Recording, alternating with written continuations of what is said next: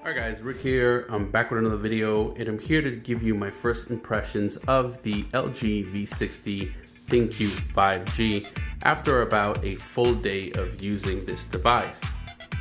Now I'm going to go over a few things in no particular order, some things that I like and some things that I don't like, and the things that I've really noticed on the first day of using this phone. So without further ado, let's get into it. So the first thing that I really noticed is during the whole setup process, one of the first things you're gonna go through is setting up the fingerprint. So there's a bit of a learning curve in regards to setting up the fingerprint. So initially when I started watching a couple of videos in regards to the V60, a lot of people were just saying that the fingerprint scanner is crap. And again, to kind of get into one of the cons of this device, the fingerprint scanner isn't crap, but it isn't great either. And just, we'll go through a test in about a second. But so when you're initially setting up the fingerprint scanner, what it's gonna do, just like every other fingerprint scanner, it's gonna ask you to tap the screen.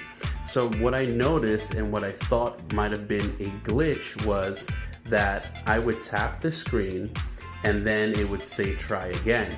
So it tells you which side of your finger to tap. So initially you'll tap it like, you know, full fingerprint, and then it'll tell you to tap like the left portion. So if you go in and tap the right portion when it tells you to tap the left, it'll give you a false read. So during this setup, please make sure you pay attention to which side of your finger it's telling you to tap, whether it's the left, the right, the top, the bottom, because it might give you a false read and lead you to believe that the fingerprint scanner is just crap. The reality is, out the box, the fingerprint scanner worked for me about 45% of the time, 45% out of 100. There was a software update when I got the phone, so thank God for that. The fingerprint scanner went from about 45% to about 75%, so I was pleasantly surprised with that, and it worked a lot better. But that's not to say that it's not 100%. It doesn't work as well as some of the other competitors. Now I have to admit, as far as optical fingerprint scanners, OnePlus really has a great fingerprint scanner.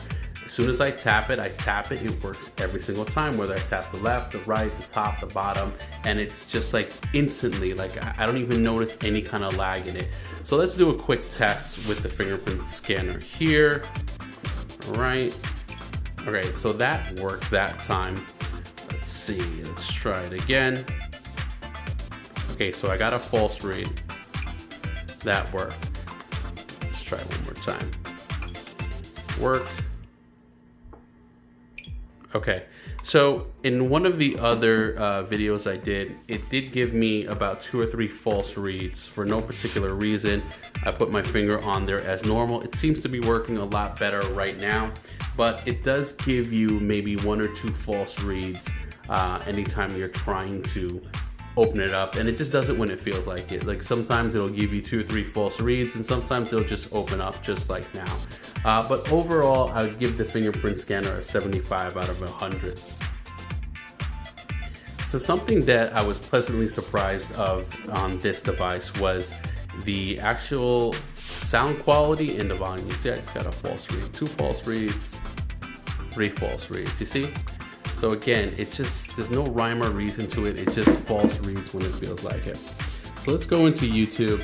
I have some non-copyrighted music here. And again, you're really not gonna get the best audio quality because you're hearing it through my recorder. But I have to tell you, the volume on this was super loud. It seems to be louder than most other phones, and it has like this vibrating bass to it. It's almost like they took some of their old technology of their, you know, residence chamber, and they kind of like meshed it together with stereo speakers. And I just have to admit, the audio quality and the volume on the stereo speakers are very loud.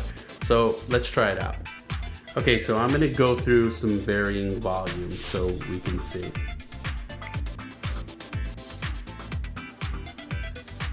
Okay, that's very low. Let's bump it up a little bit. Let's go halfway. Okay. So one of the things that I did notice before we go on full volume is it's kind of deceiving. Like you'll go from 0 to about 65% and it just seems like the volume is not going to be that loud, but between like 65 and 100% it gets super loud, and I'll demonstrate that right now. So this has been like one of the loudest stereo speakers I've heard on a device, and it's something that I really use often. I do use stereo speakers. I'm not sure if it's doing any justice to it right now, but it is very loud.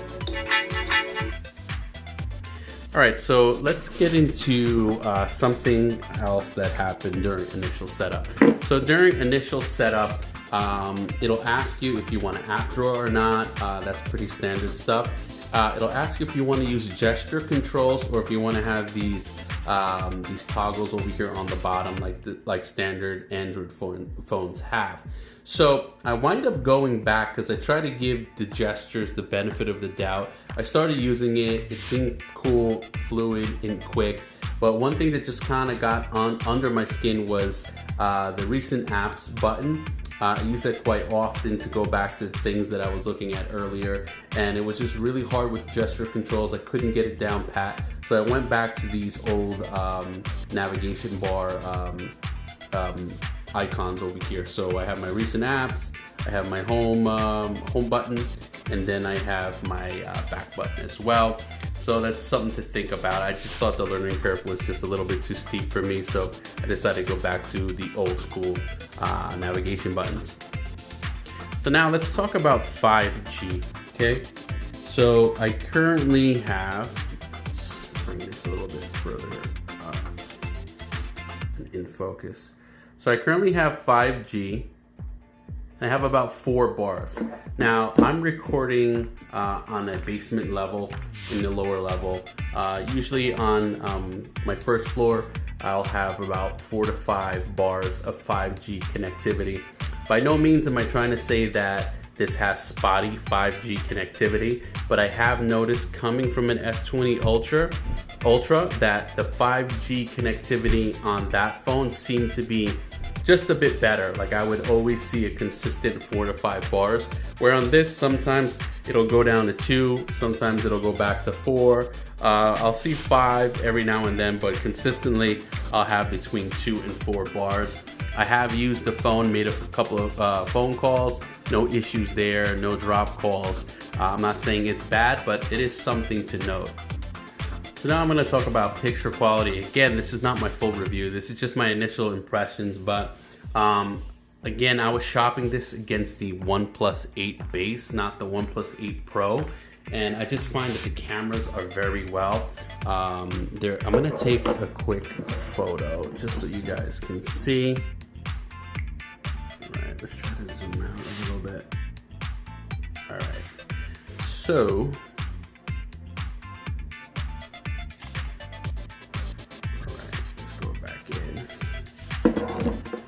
okay, let's take a look at that shot. Photos. All right.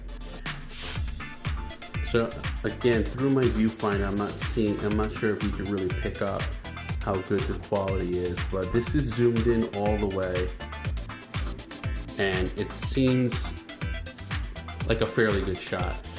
Again, I have to put the phone through its paces and go through a full camera test, but I have noticed that the camera overall is hands down a lot better than the OnePlus 8. It has the 2 camera setup, the standard camera, the wide angle, and it does have like a 2x zoom, I believe. So it's not as good as the S20 Ultra's camera, but it's not that far behind. So it is a lot better than the OnePlus's camera, hands down. So let's talk about the elephant in the room, the software. So a lot of people are dinging this device for its software. And I have to say, I was always a fan of skinned versions of Android, such as Samsung and LG. So I'm a little bit biased here. I don't see any problem with the software. It seems to work very well, and I like features. I like having features that a lot of other devices don't have, so I like having that ability. And again, I'm not really a stock Android type of guy. You may be, so everyone's opinion is different. But what I have noticed, they try to delete a couple of apps, even though there is some bloatware here. They try to delete a couple of apps that they used to have that they don't have now, and it bothers me a little bit, but not to the point where it gets me upset. Like just like Samsung, LG has its own it had its own email app, and now they just let you use Gmail, and I guess you could access your emails through Gmail. Also, it used to have its own like internet or Internet Explorer type of app. And I've actually downloaded the Samsung Internet Explorer because I like to use that over Chrome, and that's no longer available. I did go to like LG's store. They have like a store similar to Samsung, and I just did not have the ability to download the LG email app. Was it a deal breaker, a big deal for me? No, but I thought something to mention.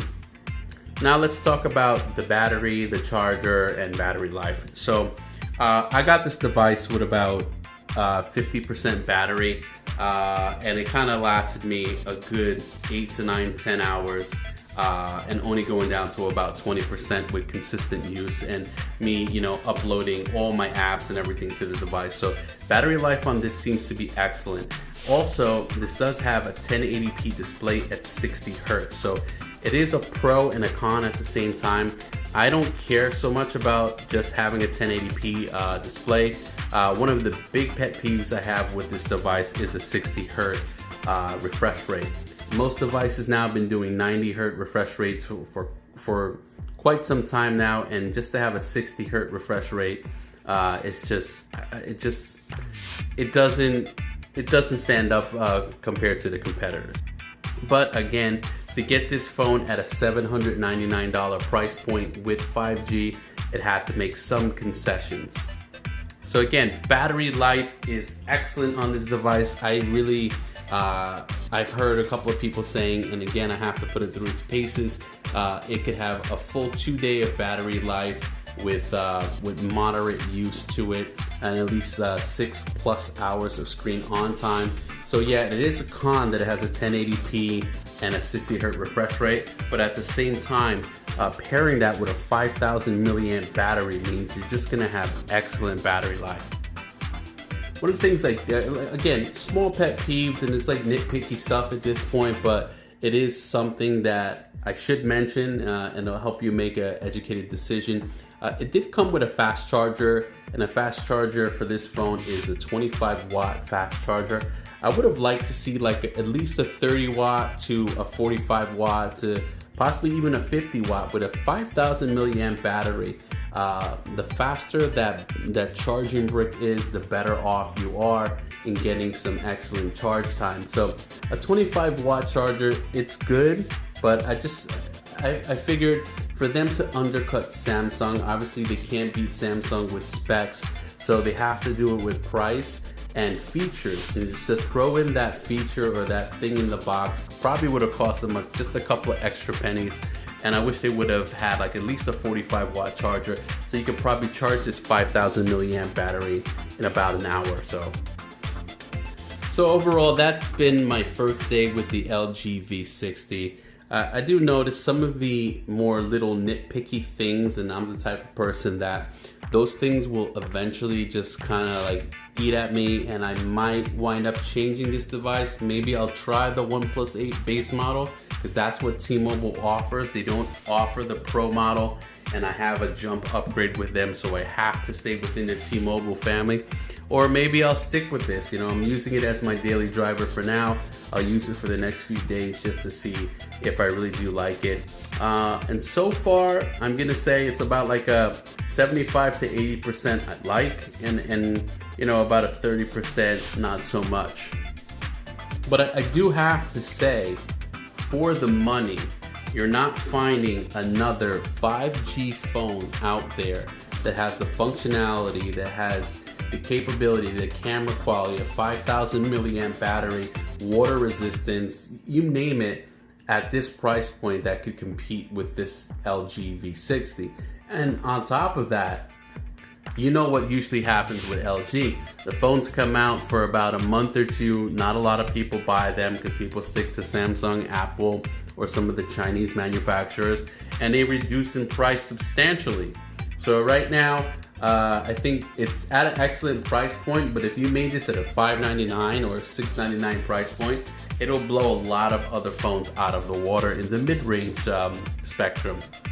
Alright folks, this video is getting a little bit long, so I'm going to go ahead and wrap it up. If you have any questions or any comments in regards to the LG V60, please leave it in the comment section below. And please stay tuned and subscribe if you're not subscribed already, because there's a lot more content coming to the channel in regards to my full review for the LG V60 and some other devices that may be coming in the near future. Alright guys, I'll see you in the next one.